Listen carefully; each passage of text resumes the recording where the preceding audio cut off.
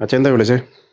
ആ അത് പ്രായം 10-32 നിന്റെ മനസ്സിൽ വേറെ വല്ലവരും ഉണ്ടെങ്കിൽ നമുക്കതങ്ങ് ആലോചിക്കാം. ഇനിയിപ്പം ജാതി മതമൊന്നും നോക്കിയിട്ട് കാര്യമില്ല. ഓ, ഞാൻ കെട്ടുന്നില്ലെന്ന് തീരുമാനിച്ചു. അങ്ങനെ പറഞ്ഞാൽ എങ്ങനെയാ? ഞങ്ങളൊക്കെ പ്രായമായി വരികയല്ലേ. ഞങ്ങളുടെ കാലം കഴിഞ്ഞാൽ നിന്റെ കാര്യം നോക്കാൻ ആരെങ്കിലുമൊക്കെ വേണ്ടേ? ഓ, ഇതിപ്പോൾ ആലോചിച്ച് 5 വർഷം മുമ്പ് ഈ ആലോചനയൊന്നും കണ്ടില്ലല്ലോ. ഓ, ഇപ്പം സ്വന്തമായിട്ട് ആലോചിച്ചപ്പോൾ പെണ്ണുങ്ങളൊന്നും കിട്ടാനില്ലായിരിക്കും അല്ലേ? ആ കൊച്ചു കെട്ടിയോ? ഏത് കൊച്ച്? ആ ശ്രീലക്ഷ്മി. കഴിഞ്ഞ ആഴ്ച അവളുടെ കൊച്ചിൻ്റെ നൂലേട്ടായിരുന്നു.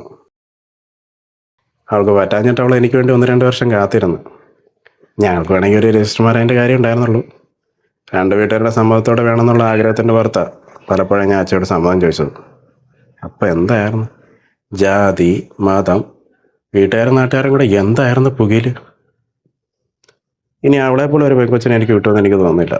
അതുകൊണ്ട് കല്യാണം എന്ന് പറഞ്ഞ ആ പരിപാടി ഇനി വേണ്ട. ഓക്കെ.